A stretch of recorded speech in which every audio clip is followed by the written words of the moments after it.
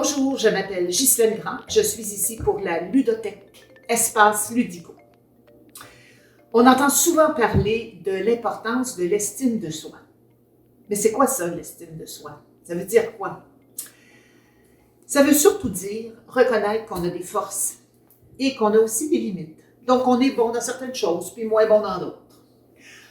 Qu'on peut faire des erreurs, qu'on peut vivre des échecs, qu'on peut se tromper. Et que malgré tout, les gens qui nous entourent vont continuer à nous aimer. Les gens qui ont une bonne estime de soi, j'ai dit les gens, mais je pensais plutôt aux enfants qui ont une bonne estime de soi, ça se voit par différentes façons d'agir. Par exemple, on va remarquer chez les enfants qui ont une bonne estime de soi, une facilité à entrer en contact avec les autres enfants et avec les adultes. On va remarquer qu'ils sont capables de faire des choix et d'exprimer leurs préférences.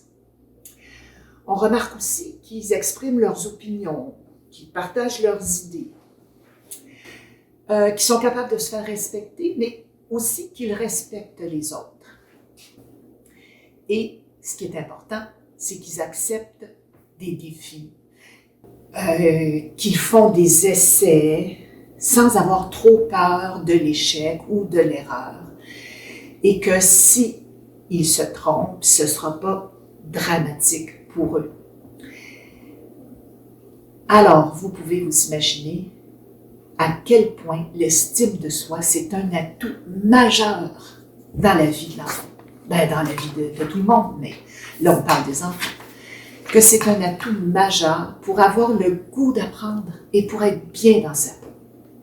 Et un enfant qui a une bonne estime de soi va avoir plus de persévérance dans ses apprentissages, même s'il est face à des difficultés.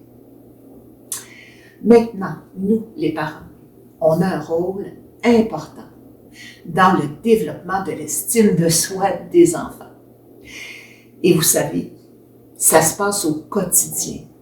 Des phrases, des gestes tout simples, mais qui vont montrer à l'enfant qu'on l'aime et qu'on s'intéresse à lui. Par exemple, on va permettre à l'enfant de faire des choix. Ça peut être le matin à l'habillage, ça peut être la fin de semaine pour choisir une activité, ça peut être même à l'heure du souper, en lui demandant, ben toi, est-ce que tu préfères ce légume-là ou ce légume-là pour accompagner la viande, en tout cas, peu importe. Il y a toutes sortes de situations où on peut demander à l'enfant de faire des choix. Ensuite, on va lui demander d'exprimer ses opinions. Ça veut dire quoi? Par exemple, vous regardez la télévision avec votre enfant et vous lui demandez hey, « ça, qu'est-ce que tu en penses, toi? Qu'est-ce que tu aurais fait à sa place? » Ça peut être son opinion sur le goût des aliments, sur quelque chose une activité que vous avez faite ensemble, qu'est-ce qu'il en pense, qu'est-ce qu'il a aimé, qu'est-ce qu'il n'a pas aimé. Encore une fois, il y a toutes sortes de situations qui permettent d'aller chercher l'opinion de vos enfants. On va aussi et surtout s'intéresser à ce qu'il fait. Par exemple, il est en train de lire un livre, demandez-lui de quoi ça parle. Hey, qu'est-ce qui arrive dans ce livre-là? Pourquoi tu aimes ça?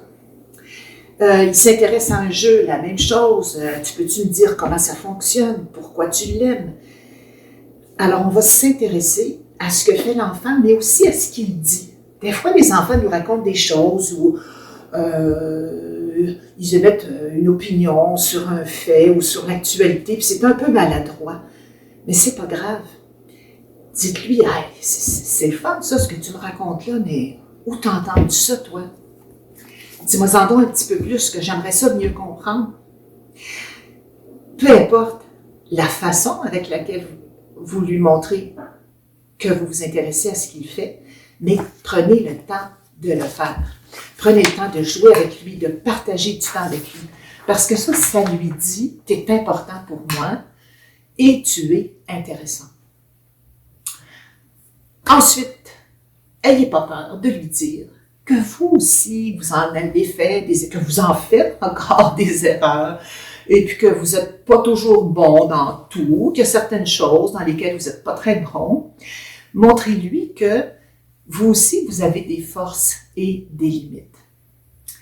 Et à ce sujet-là, quand votre enfant est face à un défi, par exemple, il fait ses devoirs, puis il est en difficulté, faites attention pour que ça ne devienne pas insurmontable. Offrez-lui votre aide. Penses-tu que ça t'aiderait si j'allais voir avec toi telle ou telle chose? Donc, il faut mesurer les exigences qu'on a envers les enfants et les défis qu'on leur donne pour que ça corresponde à leurs compétences, à leurs capacités, pour qu'ils vivent des succès. Alors, je vous souhaite beaucoup de plaisir avec vos enfants. Dites-leur que vous les aimez. Bye bye!